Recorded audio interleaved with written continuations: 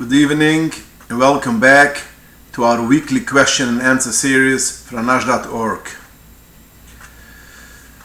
Question: when one wakes up a few minutes before Sovzman Krishma, what must he say before he could say the Kriya Shema?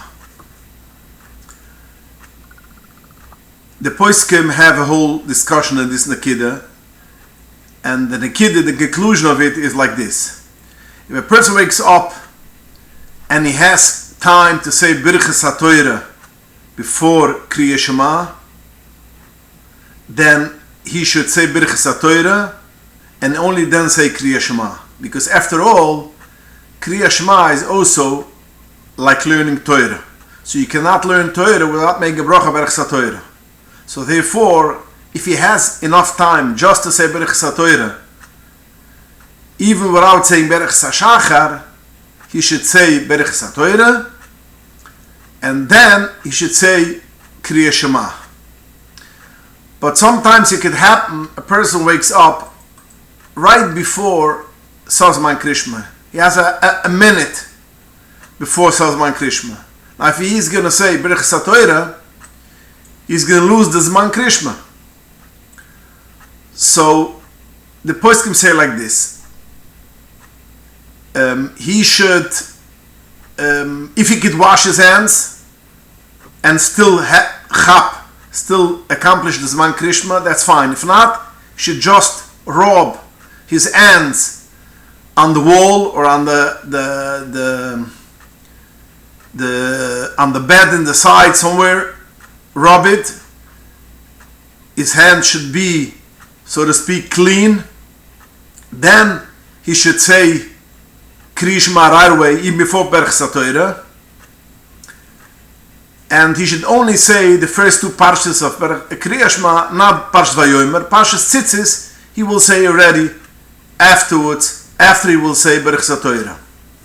Because Birchas HaTorah is a machloikes ha-poiskim. Most of the poiskim hold that Birchas HaTorah is only a derabunan. And even the poiskim which say that Birchas HaTorah is a deraisa, so the Bachir Churuf in Rachaim Sima Memvuf, he writes that saying Birchas HaTorah during the day is a deraisa, but not necessarily in the morning.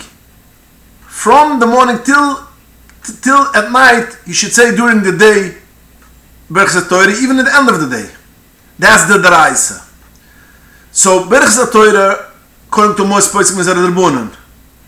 Kriya Shema is a deraisa. So therefore, if you don't have time to say Birchas HaTorah, you should say Kriya Shema, even if you don't say Birchas HaTorah. Now some poskim say that it's kedai, that you should have in mind that the Krishma is only to be mekayim the mitzvahs asayif in Kriya Shema and not limad HaTorah. And since he has hepach kavuna, it is fine, it's okay. This is how it says in Vavurich Chalik Alaf Simon Zayin. So, to sum it up, if a person has time to say Birchas HaTorah without Birchas HaShachar, just the brachas of Birchas HaTorah, he should say Birchas HaTorah, and then he could read Kriyas Shema.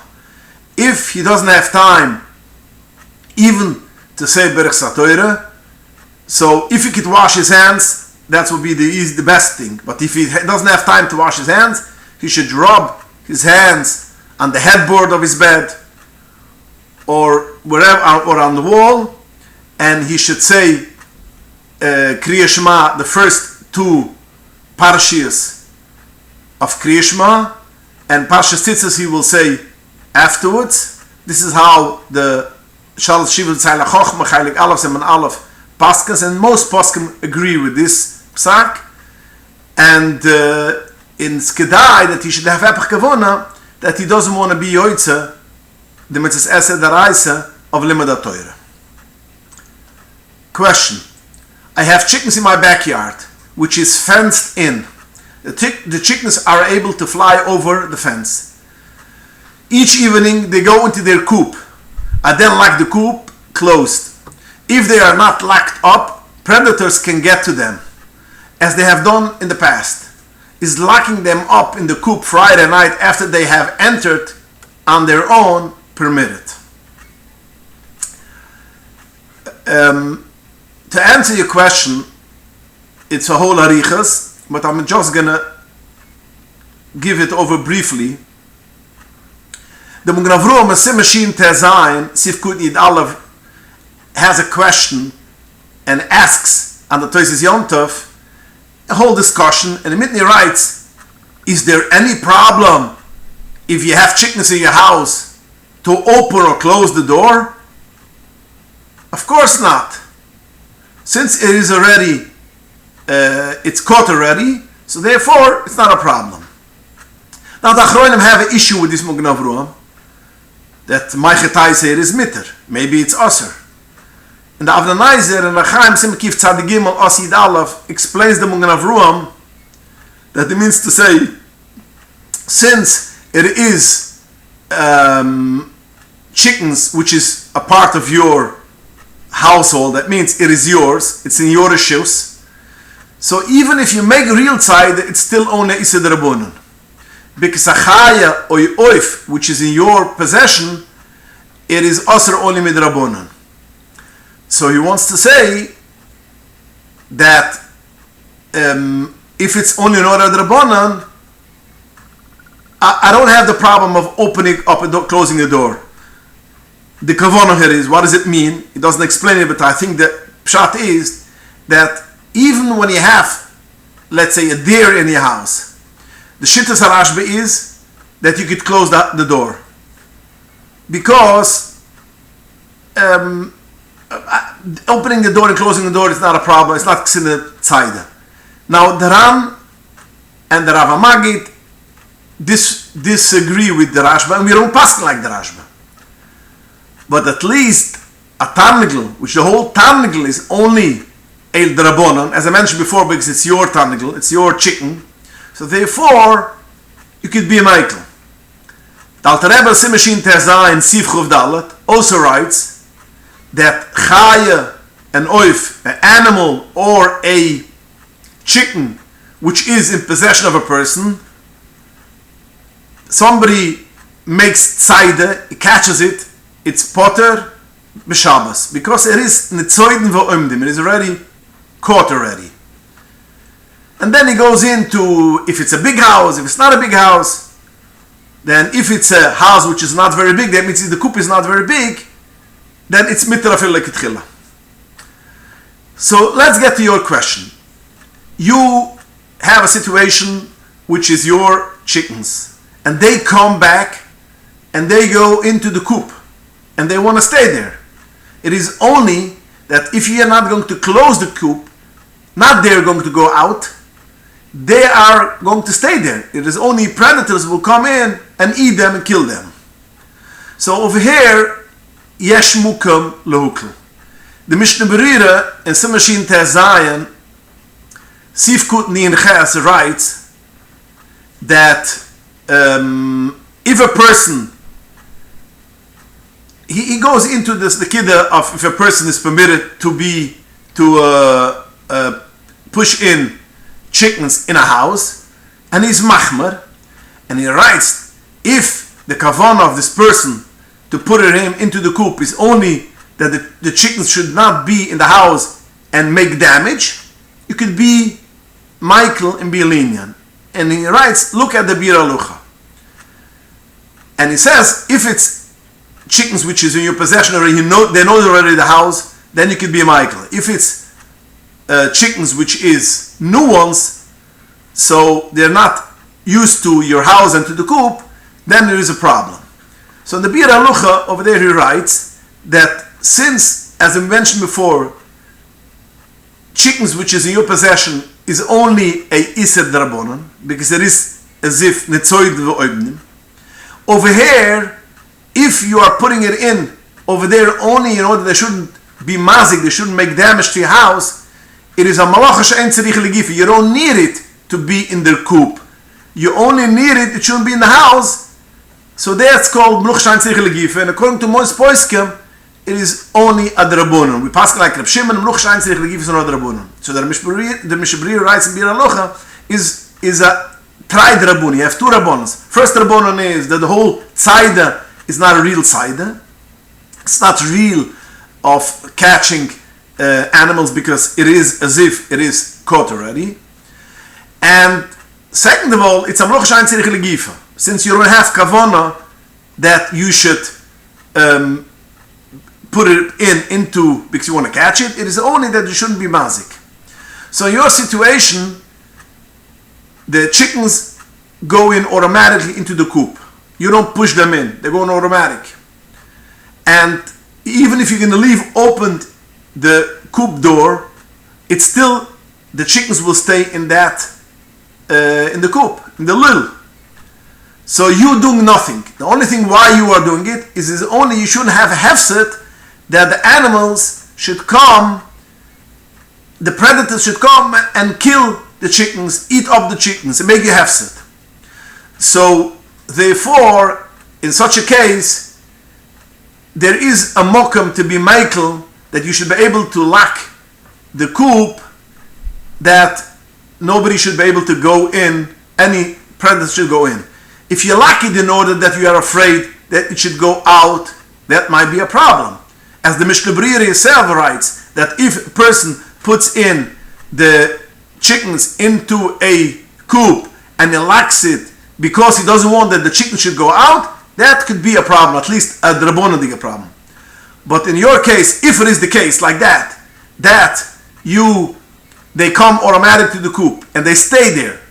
And the only problem is, if it stays open, animals will come and kill them. So therefore, it's a tri drabonon. You have two rabonans, and you could be Michael to close it. Befrat, if you close it with a shini, so you have another rabonon too, so you could be Michael, and they shouldn't kill it. And the Mishnah Berurah brings down also a Masas B'Yuman Simaches, which he says, if a person closes it only because he's afraid somebody is going to steal it, and it will be hefset, he's going to lose money, you could be Michael. So if the scenario is like you just wrote, that basically they come there and they stay there, and it's only you want to close the coop only because predators should not come and kill them, then you could be Michael to close them on Shabbos, especially if you do with the Shini, so you have already a third Rabbonon, so you could be Michael. Question.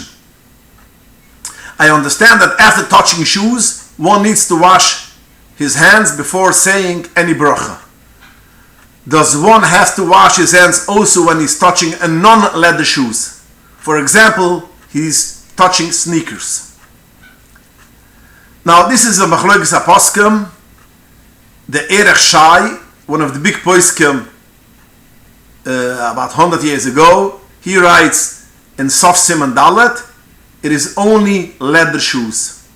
And he writes, you should look in Zechor Lavruam, and in Zechor Lavruam Chaylik Aleph Osnian, he writes, he brings a chidu in Machzik Brucha, which says also, only if it's leather shoes, only then you have to wash your hands.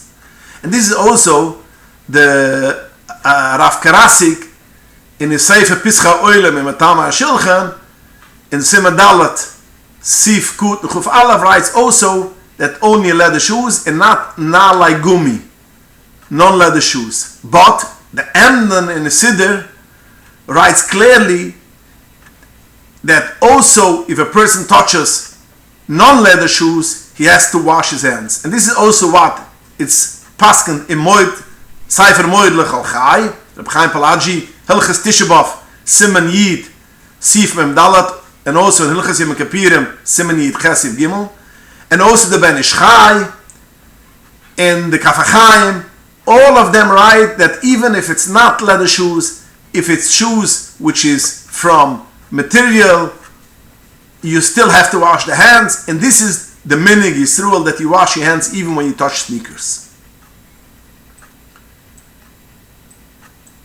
Question. if a person goes to the bathroom and takes a shower, and then afterwards takes a shower, is it okay to say asher yotzer after the shower, or is it better that he should come out of the bathroom, say asher yotzer, and then go back and take a shower? Now I assume the question is because he might use the toilet, the bathroom also after the shower. So basically he's going to have only one asher yotzer for 2 times he went out. But as we mentioned the previous shiurim, that a person is, if he knows that he's going to go constantly into the bathroom, for instance, a person who goes to sleep and knows that he's going to get up in the middle of the night 2 or 3 times a night, he could say asher yotzer only in the morning, because it's not hesredav, because he knows that he's going to go again. So the same will be in this scenario. If a person goes to the bathroom and afterwards he's going to take a shower, and he knows that after the shower he's going to need to go again into the bathroom, so therefore he has no problem to rely and say asher yotzer only once when he comes out after the shower, and it's not considered hesredas, and the one asher yotzer could go on both. Now if a person wants to be machmer and chaparan another bracha from the Meir brachas and say extra asher yotzer, that's a very good idea, and Yerushalayim should do that. But if a person, it's a big tirche for a person, he could go right after he goes to the bathroom into the shower, and even if he goes again afterwards in the bathroom, he could say one asher yotzer, and that will be fine. Question: I have an oven that was used only kosher ingredients, but has blias of cholav stam. That means it belonged to a pizza shop, and everything was kosher, but they used cholav stam cheese, and it's a ceramic tile, that which is kleicheres. Can it be kashered?